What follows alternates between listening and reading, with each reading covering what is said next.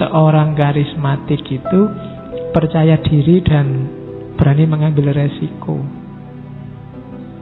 Tidak ada pemimpin karismatik kok ragu-ragu. Lia Eden itu mantep loh, luar biasa kalau ceramah. Dimas Taat itu sebelum pegang polisi itu coba dengerin kalau dia ngomong, mantep. Sampai profesor aja bisa ketipu. Itu percaya diri yang luar biasa. Tidak sembarangan bisa begitu. Saya pernah baca Lia Eden itu ngajak pengikutnya melakukan ritual membersihkan diri. Caranya apa? Semua rambut harus dicukur. Tidak cuma kumis, tidak cuma ini, termasuk rambut-rambut di lengan, ya apalagi yang itu harus bersih, jadi gundul-gundul pokoknya, semuanya dari atas sampai bawah.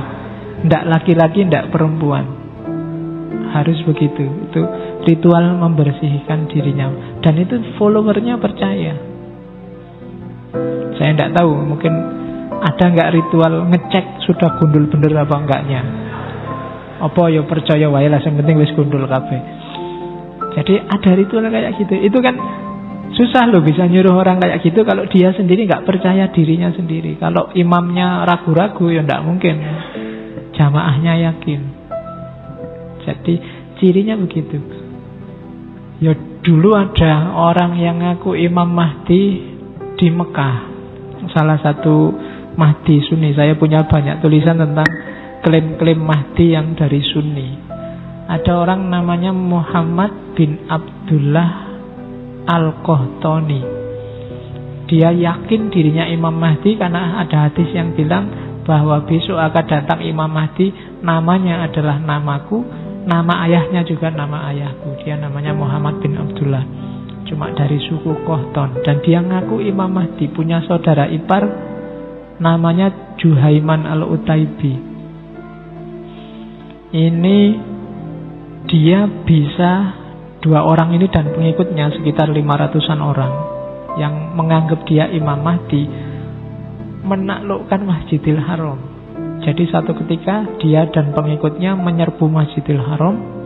Subuh-subuh dia sama pengikutnya masuk masjid sambil bawa senjata.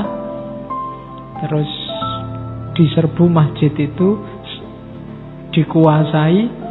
Semua jamaah masjid, ratusan orang yang ada di dalam itu dipaksa untuk membaiat si Al-Qahtani ini. Kalau nggak mau dibunuh. Sekitar 2 mingguan lebih, saya lupa tahun 79 apa 80, Masjidil Haram itu dikuasai oleh mereka. Ratusan yang tewas dibantai di dalam masjid. Kamu nggak pernah dengar cerita ini mungkin ya. Coba kamu lacak di Google. Namanya Muhammad bin Abdullah Al-Qahtani. Dan saat itu polisi-polisi, tentara-tentara Arab tidak berani masuk ke Masjidil Haram. Kenapa? Itu tempat suci ya, masa dipakai perang? Susah dia. Jadi akhirnya apa?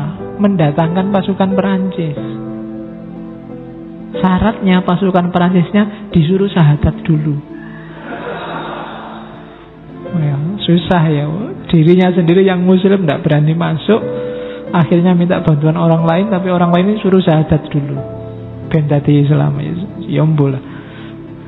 Jadi ratusan yang meninggal selama 2 minggu. Dan bisa dapat pengikut 500-an orang, itu kan luar biasa zaman itu. Karena dia apa? Rasa percaya dirinya tinggi, yakin 100% kalau aku itu Imam Mahdi. Dan orang diwajibkan yakin. Sebenarnya kalau mau bertahan mati-matian mungkin korbannya lebih besar. Cuma kepercayaan para pengikutnya merosot karena ada hadis yang bilang nanti kalau ada tentara-tentara non-muslim datang, Allah akan mendatangkan pasukannya dari dalam bumi. Ada hadisnya begitu ada. Ini ditunggu-tunggu sudah diserbu pasukan Perancis yang dari dalam bumi kok tidak muncul-muncul. Akhirnya mulai tidak percaya sama Imam Mahdinya. Begitu nggak percaya ya jatuh sudah pendukungnya. Dan itu yang terjadi. Jadi percaya diri, berani dengan resiko, siap menerima resiko, baik resiko profesional apalagi fisik, dan mampu membuat jamaahnya berani berkorban. Nggak masalah. Yang penting demi si pemimpin yang karismatik ini. Dulu Indonesia punya Soekarno. Kalau dia berteriak revolusi, mengobarkan semangat, semua pejuang berani mati sudah. Jadi mendorong pengikutnya berani mengambil resiko. Dan ya pinter nyari strategi. Ibnu Tumat itu strateginya dia menjiplak sejarahnya Nabi. Nanti sahabatnya dibagi dua, ada Muhajirin, ada Ansor. Nanti dia melakukan hijrah. Dia mengfotokopi jalan hidupnya Nabi. Ini bikin jamaahnya makin percaya, wah ini memang Imam Mahdi beneran ini. Ceritanya persis kayak Nabi. Karena memang dia sengaja memfotokopi gayanya Nabi. Mulai nama sahabatnya, gerakannya. Yang tidak ditiru cuma istrinya.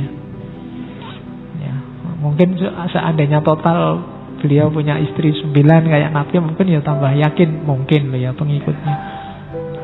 Jadi itu yang cirinya seorang karismatik, percaya diri dan berani mengambil resiko. Hasilnya apa? Relasional. Jadi kekuatannya si karismatik, si Imam Mahdi ini ya pada pengikutnya. Ini namanya apa? Kekuatan relasional. Kekuatan ketika dia dihubungkan dengan pengikutnya. Kalau pengikutnya sudah nggak percaya lagi, ya selesai dia. Jadi pengikutnya itu kagum, percaya, setia, menerima tanpa bertanya, mengafiliasikan diri, mengidentifikasi diri, akulah pengikutmu yang sejati, dan sayang. Apa sayang bahasanya? Terjemahnya sayang, maksudnya cinta. Cinta itu kan sudah nggak peduli kiri kanan, nggak peduli harus mundur dari MUI, nggak peduli harus dimarahi orang se-Indonesia, dikritiki. Yang penting imamku ini yang benar. Itu namanya relational power. Dan kekuatan si imam ini ya dari para pengikutnya ini sebenarnya. Sejago-jagonya Pangeran Diponegoro, kalau nggak ada pengikutnya yang mau perang, ya nggak jadi perang. Jadi kekuatannya justru dari para pengikutnya. Setelah sebelumnya pengikutnya ini dibuat terpesona. Itu namanya relational power. Oke. Ya, kalau di Mesir ada juga Mahdi Sunni namanya Sukri Mustafa. Dia ini sempalannya Ikhwanul Muslimin. Dia bikin gerakan namanya gerakan takfir wal hijrah. Jadi gerakan takfir wal hijrah ini gerakan yang intinya semua yang di luar dirinya kafir, kecuali yang meyakini kemahdian si Sukri Mustafa ini. Tapi mengakui kemahdian Sukri Mustafa tapi tidak mau hijrah ke tempatnya Sukri Mustafa juga tetap dianggap kafir. Jadi takfir wal hijrah. Sukri Mustafa ini awalnya sarjana pertanian, tapi jadi Imam Mahdi. Jadi khas. Kadang-kadang ada yang unik-unik seperti itu. Nanti dia jamaahnya diwajibkan gaya hidup, gaya mikir harus sama kayak Nabi dan para sahabat. Sekolah haram. Nabi dan para sahabat nggak pernah sekolah. Iya, sekolah diharamkan. Jadi berarti kamu sekolah itu bid'ah sebenarnya. Nggak boleh. Katanya Sukri Mustafa begitu. Dan ilmu macam-macam itu nggak ada gunanya. Ilmu itu cukup tauhid sama fikih dasar sudah. Ditambah ilmu macam-macam itu nambah kacau, nambah ruwet. Sudah ngerti itu ya sudah, wis menikmati hidup. Kayak zaman para nabi dan para sahabat. Dia hidup di gunung-gunung. Tapi terus sebenarnya pengikutnya banyak, cuma karena menyendiri, uzlah, ada beberapa keluarga yang merasa keluarganya hilang. Itu yang bikin pemerintah turun tangan. Ada beberapa yang kemudian sadar turun gunung dan dibunuhi. Jadi yang semula anggotanya kok balik lagi ke keluarganya, dibantai oleh Sukri Mustafa dan kawan-kawan. Di situ mulai dia berhadapan sama pemerintah Mesir. Sampai dia nanti menculik ulama besar Mesir, Muhammad Hussein Az-Zahabi, dan sukses membunuh ya, dan berhasil membunuh Muhammad Hussein Az-Zahabi. Dan dari situ terus pemerintah Mesir marah dan dilakukan pembasmian, dia ditangkap dan dieksekusi. Itu juga senjatanya klaim kemahdian, karismatik. Dan kekuatannya lagi-lagi ada di pasukannya, anak buahnya. Kekuatannya namanya kekuatan relasional. Oke, ya kayak kita ini kan ngaji ini kekuatannya namanya relational power. Aku sendirian gak ada gunanya. Maksud aku ngomong dewe ning kene kaya wong edan. Ya, kalian juga gak ada saya juga gak ada gunanya. Kamu nongkrong di situ ngapain? Takmiri juga mesti gak mau bikinin teh. Ini namanya apa? Kekuatan kita ini namanya kekuatan relasional. Tidak mungkin kita kuat sendirian, sukses sendirian, harus bareng-bareng. Nah, di dunia sosiologi namanya relational power. Terus, nah, ciri paling menonjol dari karisma itu namanya breakthrough. Breakthrough itu terobosan. Situasi sumpek, krisis, dialah yang bisa nyari terobosan. Dialah yang bisa nyari jalan keluar. Inilah nanti yang bikin dia dicintai oleh pengikutnya. Sudah sumpek, utang banyak, bertumpuk-tumpuk, bayarnya gimana? Ada terobosan baru, penggandaan uang. Yo, kan terus seneng orang. Wah, ini luar. Disuruh ngapain aja mau, ndak masalah asal uangnya jadi banyak. Nah, itu breakthrough. Dengan breakthrough inilah dia bisa mengontrol kondisi saat ini. Dengan breakthrough, jamaahnya jadi semakin kagum. Dengan breakthrough, orang mau berjuang, mengorbankan diri, merendahkan dirinya. Gara-gara apa? Dia lihat terobosannya. Dulu Cokro Aminoto itu dianggap Imam Mahdi juga. Orang menggelarinya Heru Cokro. Jadi kenapa banyak melakukan terobosan-terobosan baru? Orang jadi kagum, tunduk, takluk. Cuma ya untungnya baik-baik. Makanya saya bilang di awal tadi, Weber belum membedakan ada karisma yang positif sama karisma yang negatif. Dia tidak ngomong ada karisma lurus dan karisma sesat. Yang bisa kayak gitu MUI. Weber cuma ngomong, ya Weber dia cuma ngomong ada fenomena karisma yang beda dengan otoritas tradisional, beda dengan otoritas legal. Dia ini menggerakkan massa sendirian dengan kekuatan karismatiknya.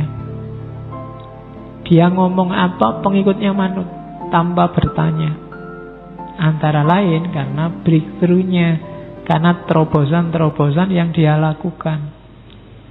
Tanpa adanya breakthrough, ya orang tidak percaya. Kalau nggak ada breakthrough-nya, ya dianggap cuma ngomong.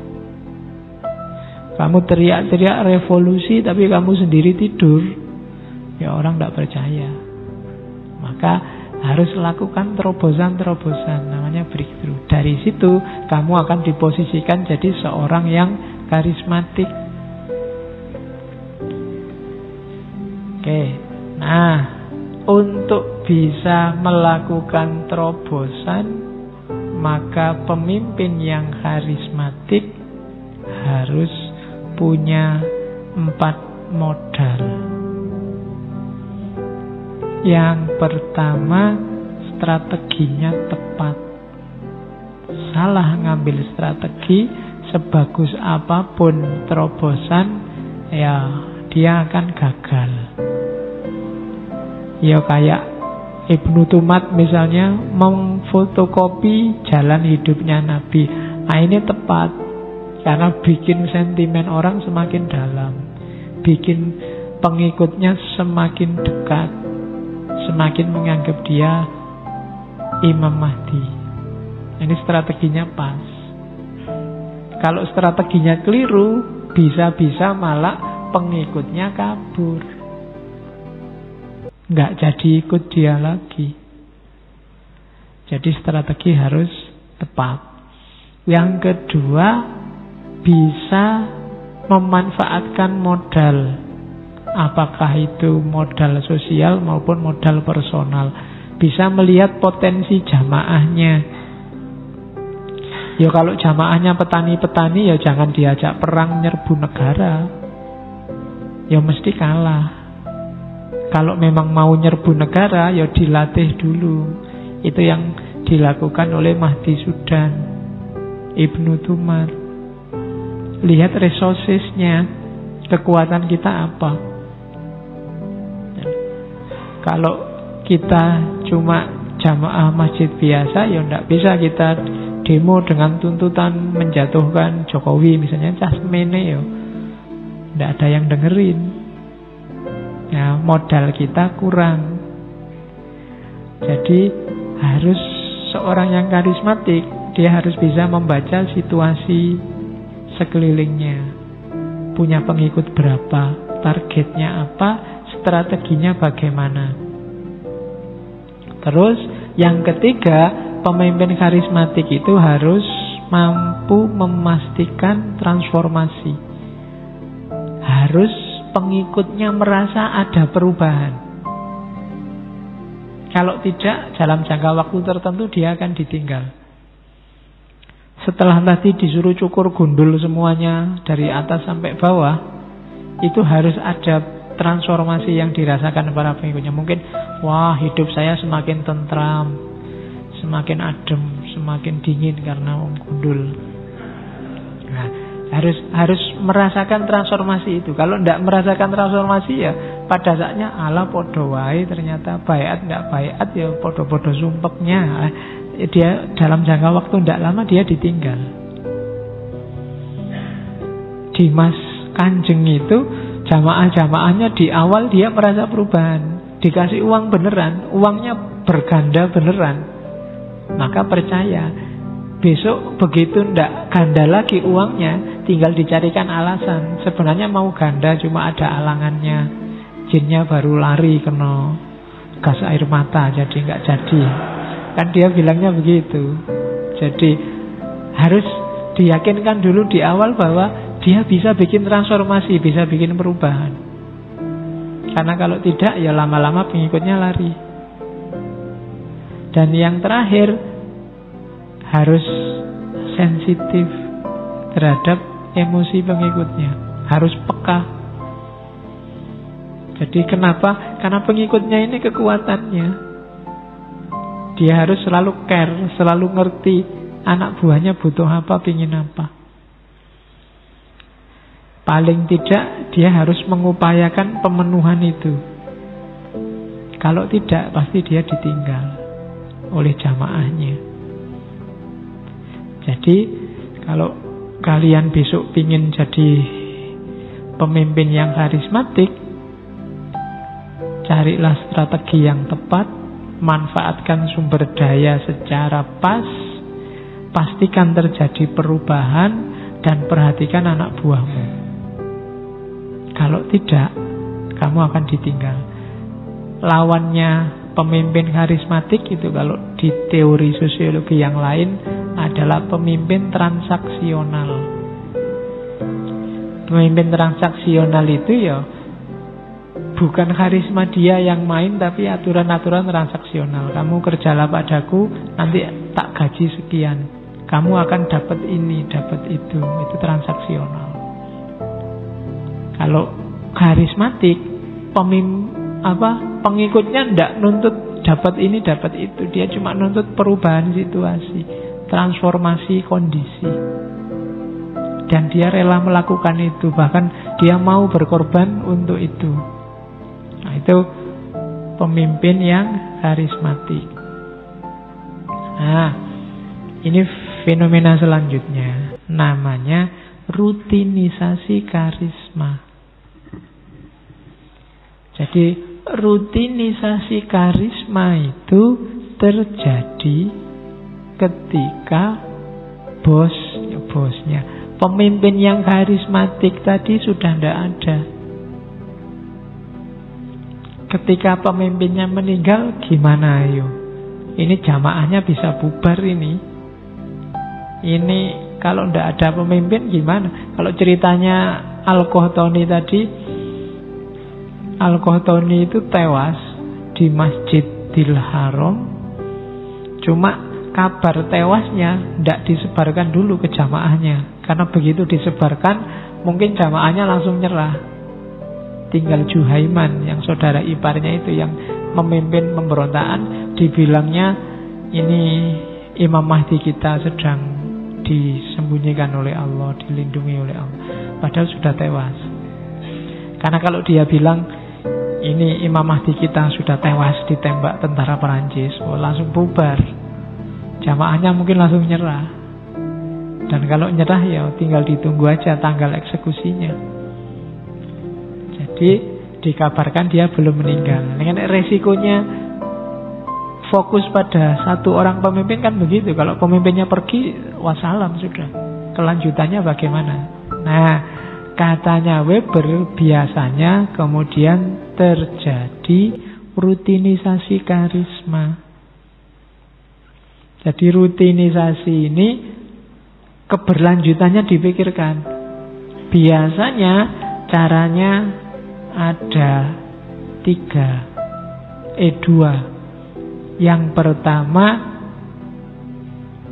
melalui aturan-aturan, nasihat-nasihat yang biasanya diberikan oleh si pemimpin tadi. Misalnya anaknya yang harus melanjutkan, keturunannya, atau sahabatnya yang paling dekat.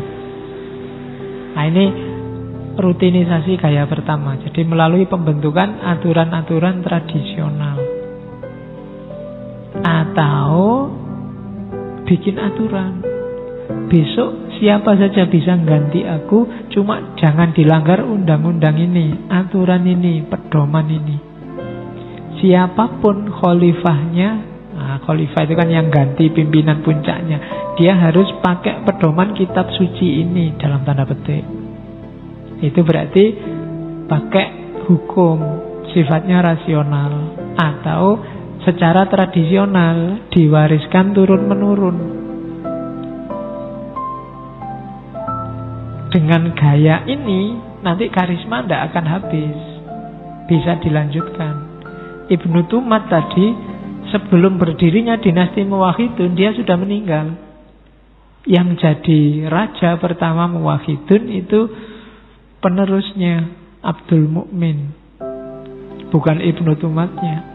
Tapi Ibnu Tumat sudah mewariskan dasar-dasar ajarannya, sehingga dinastinya dikenal sebagai dinasti Muwahhid. Nah, ini namanya sudah rutinisasi karisma.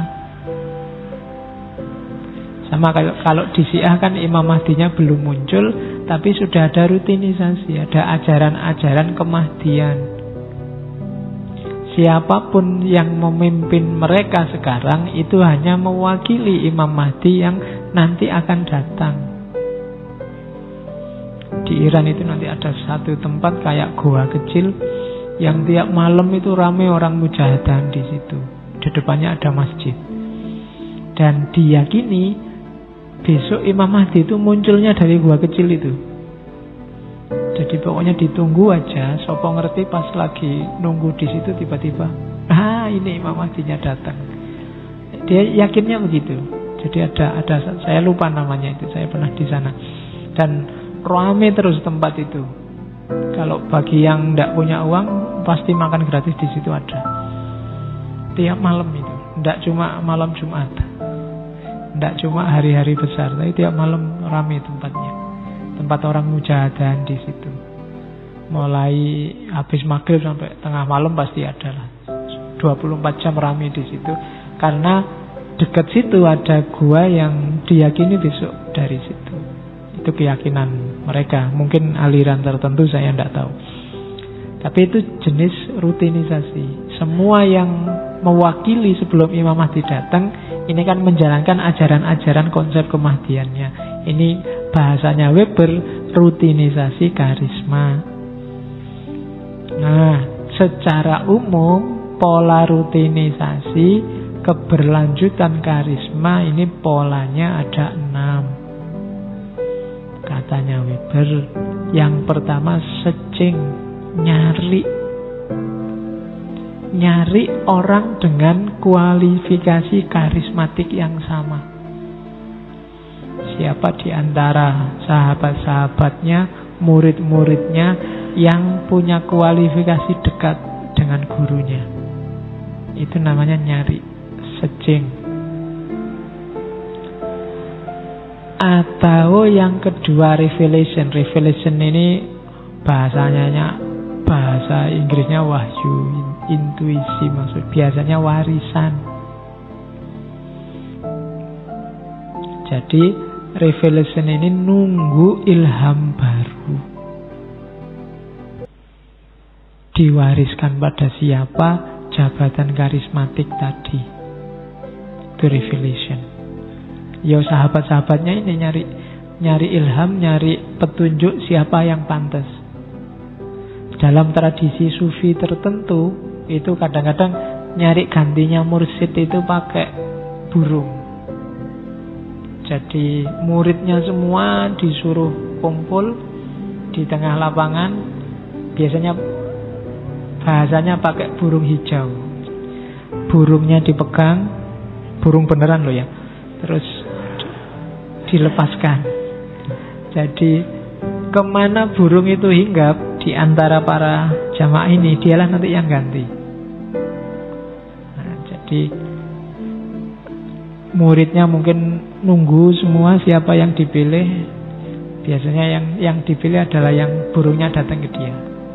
Cuma kamu nggak boleh trik ya, kamu bawa makanannya burung terus gini. Nanti kamu jadi tidak, karena itunya burungnya nyari makananmu. Jadi revelation. Yang pertama nyari, berusaha, kalau ini nunggu petunjuk. Yang ketiga wasiat. Designation by original reader. Jadi nyari berdasarkan wasiatnya pemimpinnya. Misalnya Abu Bakar mewasiatkan setelah aku yang mimpin Umar. Nah itu wasiat namanya. Yang keempat, nyari di antara muridnya yang punya kualifikasi sama, qualified staff. Jadi designated by qualified staff. Kalau tadi yang milih pemimpinnya, kalau ini yang milih formatur, staf-staf yang dianggap mewakili pemimpinnya, zaman pemimpinnya masih hidup. Misalnya, ya contohnya kayak zaman dari Umar ke Utsman, itu kan bikin semacam formatur terus milih. Terus yang kelima warisan, hereditary karisma. Sultan meninggal yang melanjutkan anaknya, itu warisan berarti. Kaisar meninggal dilanjutkan oleh anaknya. Kayak di Jepang, itu modelnya warisan. Dan terakhir, ini yang modern, namanya office karisma. Bukan kantor karisma. Office karisma ini ketika karisma dijadikan formal. Bikin ADART. Nah, bikin ADART-nya torekot. Kok torekot apa? Gerakan milenerian, gerakan Imam Mahdi, gerakan karismatik ini oleh anak buahnya dibikin, biasanya semasa tokoh karismatik ini masih hidup, dibikin seperangkat aturan. Yang berhak jadi pemimpin ini. Cara milih pimpinan ini. Pemimpin harus punya watak ini dan seterusnya. Ini namanya office karisma. Dibikin aturan birokrasi. Jadinya rasional. Nah, itu akan berlanjut begitu. Kalau tidak ada 6 ini, ya berarti putus. Akan terjadi chaos, kacau. Kenapa? Karena masyarakatnya dasarnya karisma. Dasarnya tokoh. Ketika tokoh tidak ada, dilanjutkan ya jadi susah. Makanya Kayak Indonesia, ada yang bilang Indonesia ini mungkin yang pas itu bukan demokrasi tapi kerajaan. Butuh tokoh yang karismatik luar biasa, yang baik, bukan yang sesat. Nah, ini lebih mudah ngatur orang Indonesia dibandingkan yang model demokrasi. Kalau modelnya demokrasi, mungkin orang seperti Donald Trump bisa kepilih. Ya kan? Donald Trump yang suka melecehkan perempuan, yang mengancam-ngancam Islam dan seterusnya, itu malah kepilih. Ya demokrasi kayak gitu, kita nggak boleh komplain. Kebenaran bagi sebagian besar orang Amerika, Donald Trump layak jadi presiden, meskipun bagi sebagian yang lain tidak. Nah, Indonesia bisa mengalami nasib yang sama karena kita dasarnya sama-sama demokrasi. Kalau model karismatik tidak begitu. Kepatuhan seseorang pada pemimpinnya itu sifatnya volunteer, karena dia terpesona oleh si pemimpin ini dengan daya dan kekuatan yang dia miliki, dan lebih mudah menggerakkan massa. Cuma memang sifatnya tidak tahan lama, kelemahannya di keberlanjutannya, karena tidak mudah orang nyari sosok yang karismatik, yang tanpa merintah orang jalan sendiri. Oke.